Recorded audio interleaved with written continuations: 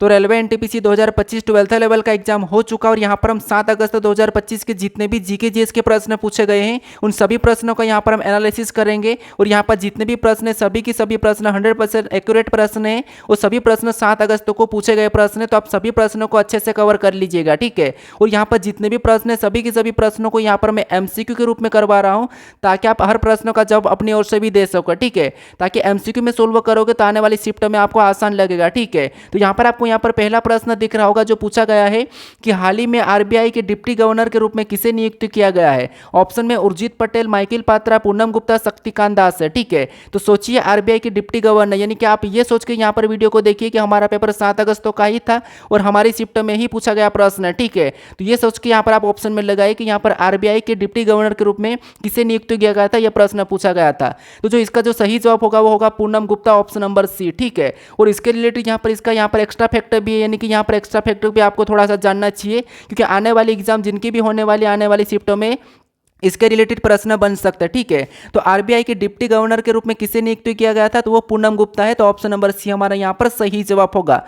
अगर हम यहाँ पर पूनम गुप्ता की बात करें तो ये हमारा देखिए ये अर्थशास्त्री है, ठीक है। कौन सा है, अर्थशास्त्री है और उन्होंने IMF तथा यानी कि वर्ल्ड बैंक जैसी संस्थाओं में भी कार्य किया है। पूनम गुप्ता क्या है, वर्ल्ड बैंक जैसी संस्थाओं में भी कार्य किया है और उन्होंने दिल्ली विश्वविद्यालय और यूनिवर्सिटी ऑफ मैरीलैंड से शिक्षा प्राप्त की है, ठीक है। कौन, पूनम गुप्ता। तो हमारा ऑप्शन नंबर सी यहाँ पर सही जवाब हो जाएगा। अब हम बढ़ते हैं प्रश्न 2 की और दूसरे नंबर का जो प्रश्न पूछा है वो प्रश्न पूछा है कि 2025 में 38वें राष्ट्रीय खेलों का आयोजन कहाँ हुआ था, यानी कि 2025 में 38वें राष्ट्रीय खेलों का आयोजन कहाँ हुआ था, यह प्रश्न पूछा था। ऑप्शन में दिया है गोवा, दिया है गुजरात, दिया है उत्तराखंड, दिया है कर्नाटक, दिया है, ठीक है। हो सकता है आपको ऑप्शन में अलग भी मिला होगा लेकिन यहाँ पर मैं आपको एमसीक्यू के रूप में सोल्व करवाने के लिए यहाँ पर मैं ऑप्शन दे रहा हूँ, ठीक है।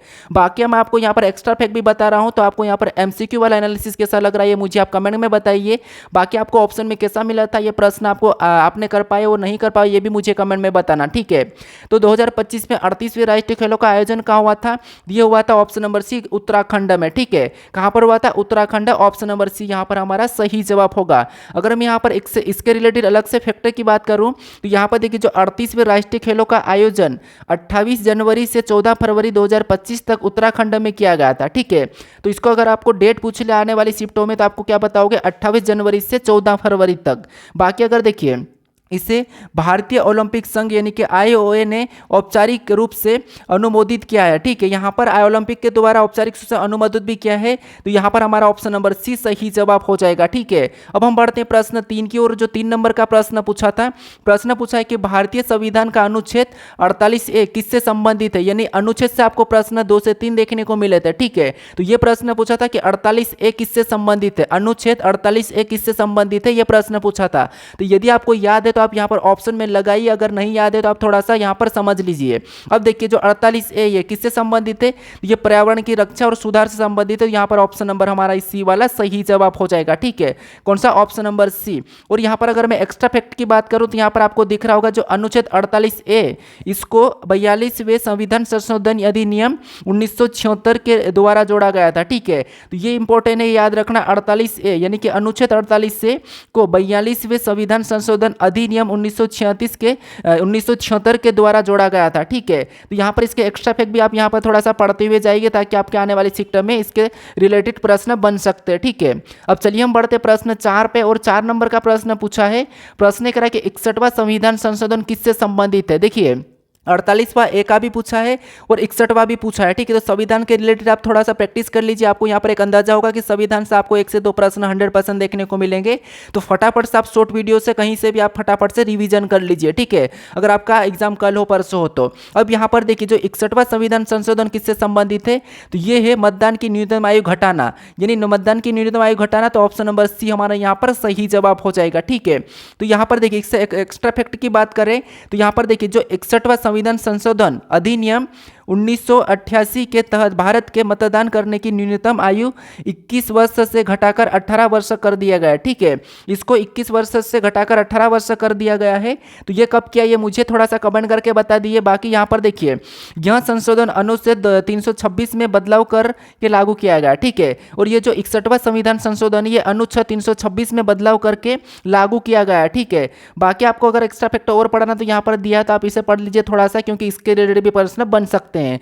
अब चलिए हम बढ़ते हैं प्रश्न 5 पे, और 5 नंबर का जो प्रश्न है, प्रश्न करा कि भारत की सबसे बड़ी प्रतिमा कौन सी है, यानी कि कौन सी स्टैच्यू सबसे बड़ी है। ठीक है, तो यहाँ पर हमें प्रश्न पूछा था कि स्टैच्यू कौन सी है भारत की सबसे बड़ी। तो यहाँ पर देखिए सबसे बड़ी प्रतिमा कौन सी है, तो ऑप्शन में देखिए कौन सी, आप ऑप्शन सोचिए, क्योंकि आपको ये सोच के ऑप्शन लगाना है कि आपका एग्जाम चल रहा है। ठीक है, क्योंकि देखिए अगर मैं पीडीएफ के रूप में अगर आपको मैं एनालिसिस करवाऊंगा तो सीधा आप देखोगे इसका ये आंसर, इसका ये आंसर। ठीक है, लेकिन मैं थोड़ा सा आपको यहाँ पर ऑप्शन दे दूंगा तो थोड़ा सा आप कंफ्यूज होगे, थोड़ा सा आप क्या करोगे, सोचोगे कि हाँ इसका आंसर ये होगा। ठीक है, तो इसीलिए मैं यहाँ पर जो आपको करवा रहा हूँ ये एमसीक्यू के रूप में करवा रहा हूँ। तो भारत की सबसे बड़ी प्रतिमा कौन सी है, तो स्टैच्यू ऑफ यूनिटी, यानी ये गुजरात में है। तो ऑप्शन नंबर सी हमारा यहाँ पर सही जवाब हो जाएगा। आपको ऑप्शन में या तो गुजरात मिला होगा या फिर स्टैच्यू ऑफ यूनिटी गुजरात में ऐसा कुछ मिला होगा। ठीक है, तो ऑप्शन नंबर सी हमारा यहाँ पर सही जवाब होगा। अगर यहाँ पर एक्स्ट्रा फैक्ट की बात करें तो यहाँ पर देखिए स्टैच्यू ऑफ यूनिटी भारत की नहीं बल्कि दुनिया की सबसे लंबी यानी कि सबसे ऊंची प्रतिमा है। ठीक है, ये प्रतिमा देखिए यहाँ पर सरदार वल्लभ भाई पटेल यानी कि को समर्पित है। ठीक है, जो भारत के सबसे उप प्रधानमंत्री यानी गृह मंत्री भी थे। ठीक है, और इसकी ऊंचाई की बात करें तो यहाँ पर देखिए मीटर में बात करें तो 182 मीटर है, और फीट की बात करें तो 597। तो ये भी याद रखना, आपको यहाँ पर पूछ सकता है कि भारत की सबसे ऊंची प्रतिमा स्टैच्यू ऑफ यूनिटी की ऊंचाई कितनी, ऐसा पूछ सकता है, या फीट में दे दे या आपको मीटर में दे दे, तो वो है 182 मीटर, और फीट की बात करते पर 597 है। ठीक है, बाकी इसकी लागत भी दी है, तो यहाँ पर लागत भी आप थोड़ा सा याद कर लीजिए, क्योंकि आपको लागत भी पूछ सकता है। उसकी यहाँ पर जो गुजरात में केवड़िया यानी कि नर्मदा जिले में स्थित सरदार सरोवर बांध के पास स्थापित किया है। तो ये भी 31 अक्टूबर 2018 को, तो ये भी थोड़ा सा आप एक्स्ट्रा फैक्ट याद कर लीजिए। अब बढ़ते हम प्रश्न 6 पे, और 6 नंबर का प्रश्न है, और प्रश्न यहाँ पर पूछा था अगला क्वेश्चन जो कि है कि भारत का कौन सा राज्य चाय के लिए प्रसिद्ध है, यानी सबसे अधिक प्रसिद्ध है चाय के लिए, यह प्रश्न पूछा है। सबसे आसान प्रश्न आपको याद भी होगा कि चाय के लिए भारत का सबसे प्रसिद्ध राज्य कौन सा। ठीक है, केरल है, पश्चिम बंगाल है, असम है, उत्तराखंड है। तो आपको ये तो पता ही होगा कि जो भारत में राष्ट्रीय के जो राज्य चाय के लिए कौन सा है, तो वो असम है। तो ऑप्शन नंबर सी हमारा यहाँ पर सही जवाब हो जाएगा। एक्स्ट्रा फैक्ट की बात करें तो यहाँ पर देखिए असम भारत का ऐसा राज्य है जो अपनी असम टी के लिए अंतर्राष्ट्रीय स्तर पर प्रसिद्ध है। ठीक है, असम टी के लिए अंतर्राष्ट्रीय स्तर पर यह प्रसिद्ध है। बाकी यहाँ पर हमारे पास और भी एक्स्ट्रा फैक्ट है, तो यहाँ पर आप इन फैक्टों को भी पढ़ लीजिए ताकि इसके रिलेटेड भी आपको प्रश्न देखने को मिल सकता है। अब हम बढ़ते हैं प्रश्न 7 पे, और जो 7 नंबर का प्रश्न पूछा था, प्रश्न पूछा है कि संगम साहित्य किससे संबंधित है। क्या पूछा है कि संगम साहित्य किससे संबंधित है। ठीक है, तो ऑप्शन में देखिए वेदों की भाष्य परंपरा, बौद्ध ग्रंथ, प्राचीन तमिल साहित्य या फिर मुगल इतिहास। ठीक है, तो जो संगम साहित्य किससे संबंधित था, तो इसका जो सही जवाब हो जाएगा ऑप्शन नंबर सी प्राचीन तमिल साहित्य। ठीक है, किससे, प्राचीन तमिल साहित्य से। तो इसका एक्स्ट्रा फैक्ट भी यहाँ पर आपको देखने को मिल रहा है, तो इसे भी जरूर पढ़ लीजिए, क्योंकि देखिए अगर हम यहाँ पर इसकी बात करें तो ये कब किसके बीच रचा गया था, तो ये 300 ईसा पूर्व से 300 ईस्वी में ही ईस्वी के बीच रचा गया था। ठीक है, अगर हम यहाँ पर इसकी और भी एक्स्ट्रा फैक्ट की बात करें तो यहाँ पर यह परंपरा का हिस्सा भारतीय प्राचीनतम तमिल परंपरा का हिस्सा है। ठीक है, बाकी प्रथम, द्वितीय और तृतीय संगम है, कौन सा आमतौर पर तीनों संगम में बांटा गया, तो किसके कितने, अगर आपको पूछे कि संगम साहित्य कितने में बांटा गया, तो आपको यहाँ पर बताना कि प्रथम, द्वितीय और तृतीय संगम में बांटा गया। ठीक है, तो ये इसके एक्स्ट्रा फैक्ट है, तो इनको भी आप थोड़ा सा पढ़ के जाइए। अब चलिए हम बढ़ते प्रश्न 8 पे, और जो 8 नंबर का प्रश्न पूछा था कि भीमबेटका की गुफाएं किस राज्य में स्थित है। ठीक है, भीमबेटका की गुफाएं किस राज्य में स्थित है, तो ये प्रश्न पूछा था। ठीक है, तो ये भी आपको पता होगा जो भीमबेटका की गुफाएं है ये मध्य प्रदेश में स्थित है। तो ऑप्शन नंबर बी हमारा यहाँ पर सही जवाब हो जाएगा। अगर हम यहाँ पर भीमबेटका को लेकर और भी बात करें कि भीमबेटका की गुफाएं यहाँ पर देखिए मध्य प्रदेश के रायसेन जिले में स्थित है। कहाँ पर है, तो मध्य प्रदेश के रायसेन जिले में। आपको हो सकता है तो डीपली पूछ सकता है किस जिले में। उसके बाद यह यूनेस्को की विश्व धरोहर में भी शामिल है। ठीक है, कब शामिल है आप मुझे कमेंट करके बता दीजिए।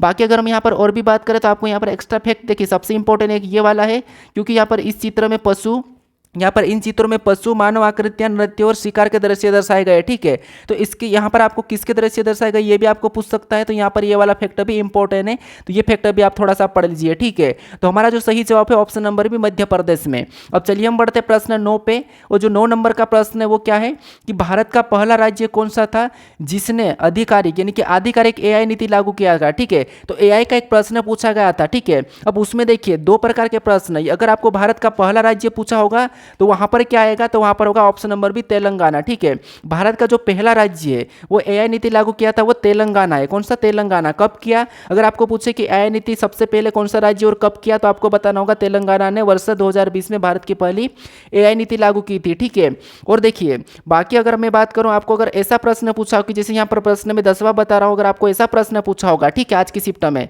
कि हाल ही में किस भारतीय राज्य ने आर्टिफिशियल इंटेलिजेंस यानी कि एआई योजना शुरू की है, तो फिर आपको हाल ही में बताने के लिए आपको तमिलनाडु नहीं लगाना होगा, फिर आपको यहाँ पर लगाना होगा, बाकी हमारा यहाँ पर जो लगाना होगा वो गोवा। ठीक है, कौन सा? ऑप्शन नंबर डी गोवा लगाना होगा। क्यों? क्योंकि यहाँ पर देखिए गोवा सरकार ने जुलाई 2025 में, ठीक है, अभी हाल ही में जुलाई 2025 में एआई मिशन 2027 लॉन्च किया है। ठीक है, कौन सा? ये आपको आने वाली शिफ्ट में भी पूछ सकता है कि हाल ही में जुलाई 2025 में एआई मिशन 2027 किस राज्य ने लॉन्च किया है, ऐसा प्रश्न बन सकता है। ठीक है, अगर देखिए आपका अगर एग्जाम हो चुका है तो आपको जितने भी प्रश्न जो प्रश्न चाहे मैथ्स से, रीजनिंग से, जीके जीएस से जो भी प्रश्न है मुझे टेलीग्राम पर सेंड कर दीजिए, ताकि बाकी सारे स्टूडेंट को भी यहाँ पर आपको हेल्प मिले। ठीक है, क्योंकि देखिए मैं जितने प्रश्न आप मुझे दोगे उतने मैं आपको एनालिसिस कराऊंगा, क्योंकि एक्यूरेट एनालिसिस कराना सही होता है, क्योंकि जो प्रश्न करवाने से कोई मतलब नहीं है। तो इसीलिए अगर आपको जो भी प्रश्न 1 हो, 2 हो, 3 हो, जितने भी प्रश्न याद हो आप मुझे टेलीग्राम पर सेंड कर दीजिए। ठीक है, और जिनके आने वाले शिफ्ट में एग्जाम है तो आप भी एग्जाम दे के आने के बाद मुझे क्या करोगे, आप टेलीग्राम चैनल पर जाकर आप क्या करोगे, सेंड कर दीजिए जो भी प्रश्न पूछा गया था। ठीक है, तो अगर आपको ये वीडियो अच्छा लगा हो तो इस वीडियो को हाइप कर दीजिए और कमेंट भी कर दीजिए, बाकी वीडियो को लाइक कर दीजिए और अपने दोस्तों तक जरूर शेयर कर दीजिएगा। और अगर चैनल पर नए हो तो आप चैनल को जरूर सब्सक्राइब कर लीजिएगा। तो चलिए हम मिलते हैं अब नेक्स्ट वीडियो में।